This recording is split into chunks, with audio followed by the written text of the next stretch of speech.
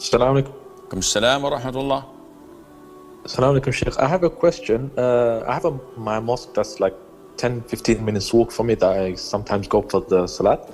I wanted to ask, is it fine to do ruqya on the way to the mosque, to just read it, just to be more frequent in doing it? I don't know how to do. I know the surahs to read, but I don't know how to do it. If I can just do it while I'm walking. Ruqya is done for the purpose of healing and not for the purpose of protection. So if someone is suffering from an illness, from pain, from evil eye, envy, jinn possession, or black magic, he may do ruqya upon himself. This is highly recommended. And it is not a requirement for ruqya to be seated or to be in a particular place. You can do ruqya while walking, while working, while sleeping, while in your home without any problem. Abdul Rahman from the US. Assalamu alaikum wa rahmatullah, Shaykh. Assalam alaikum. We know that the Prophet ﷺ recommended to us to practice archery and that it is Sunnah. Now, will we get rewarded for practicing shooting, like as in a shooting range, because it would be equivalent to like modern day archery, or has to be archery with a bow and arrow? Jazakallah khair. Jazakum. Archery, swimming, and horse riding was recommended by Umar ibn Khattab, may Allah be pleased with him. And it's not an authentic hadith attributed to the Prophet ﷺ. Rather, it is an etiquette that Umar taught the companions to do and encouraged them to teach the children to do these three things. The Prophet ﷺ once passed by people practicing archery, and he sort of gave them the thumbs up and said that you're doing something that is good. I think he attributed it to Prophet Ismail, and you are the offspring of him doing it, and it's a good thing to do, and it is part of preparing the strength to fight off enemies. Nowadays, archery is an Olympic sport, but would you choose that over using or shooting in a gun range or on a shooting range? Of course not. Shooting range is what you should be focusing on, whether you're using rifles or a Glock 19 or whatever means of training and trying to master your craft. That would be fine, and it would be part of a Muslim's identity to be ready to defend his religion, to defend his country, and to defend his family as well. Aisha from the US. Assalamu alaikum, Sheikh. Assalam wa rahmatullah. Yeah, I wanted to know if I decided that I wanted to increase my istighfar more than 100 times a day, would I be doing an innovation?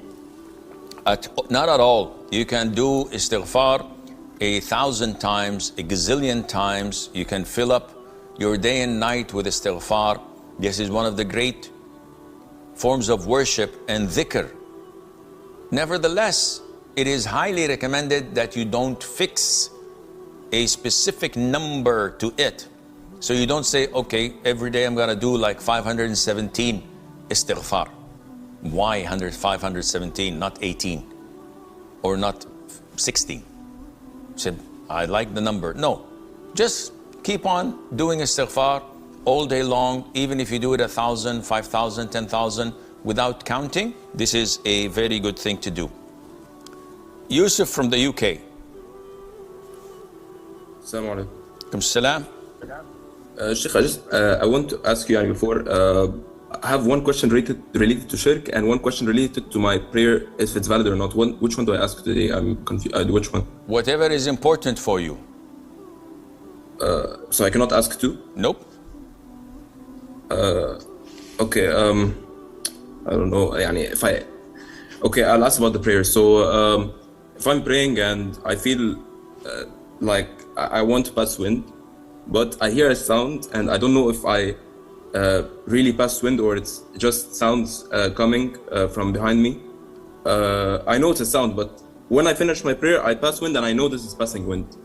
Now, what do I do? Nothing. Your prayer is valid. You cannot break your prayer, assume that you broke your wudu with an assumption or a doubt. Some people say to me, Sheikh, I was in prayer and I heard a sound. So should I break? I said, what sound was it? Was it the sound of passing wind or farting, as they say? I said, no, someone was cracking his fingers. So I thought, okay, you've answered yourself. Someone says, oh, Sheikh, while praying, I found this smell. So should I break my prayer? I said, is it the smell of your passing wind? I said, no, someone was applying perfume. Akhi, what are you doing? So the hadith is crystal clear. Don't break your prayer until you find a smell which is offensive, which is you passing wind, or you hear a sound which again makes it certain for you that yes, I did pass wind and Allah knows best. Rajab from Russia. Assalamu alaikum. Alaikum salam. Well, I don't know if it's a belief in bad omens or a belief in superstition or what it is. For example, if I watch a video with music, I know that I'm sinful for it, but if there is something bad in the video, for example, someone... If it's what?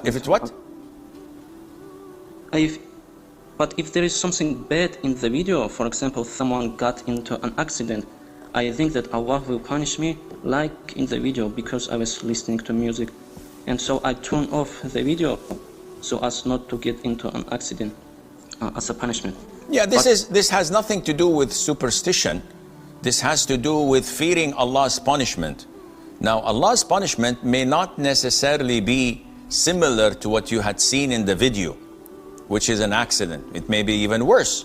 And it may not materialize in this life. Allah may store it for you in your grave, or may store it for you on the day of judgment, and you'll be admitted to hell for that. So this fear in you of being punished, which makes you refrain from continuing to do this sin, is a fear of Allah Azza wa Jal, and that's positive. Ibrahim from the UK. Ismail from Pakistan. Assalamu alaikum. Alaikum salam wa rahmatullah. Sheikh, I was saying that in the past I've done things which I'm not completely sure if they're sins, but I really want to repent from them.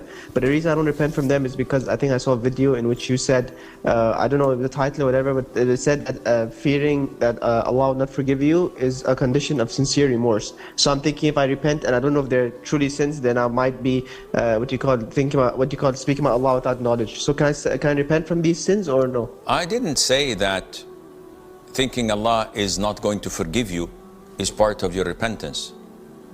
Part of your repentance is to believe positively that Allah will forgive you, as long as you're remorseful and you fulfill the conditions of repentance. If you're not aware, or if you're not certain whether this is sinful or not, but you still repent, that's a good deed.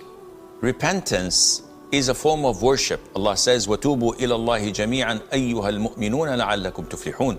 Repent to Allah, all of you believers, so you may prosperous and be successful. So whether you're repenting from doing something haram, or something that is makruh, not recommended, or from abstaining from doing what's obligatory, or from abstaining from doing what is highly recommended and mustahab, repentance is highly rewarded and graded as a form of worship, and there's no problem.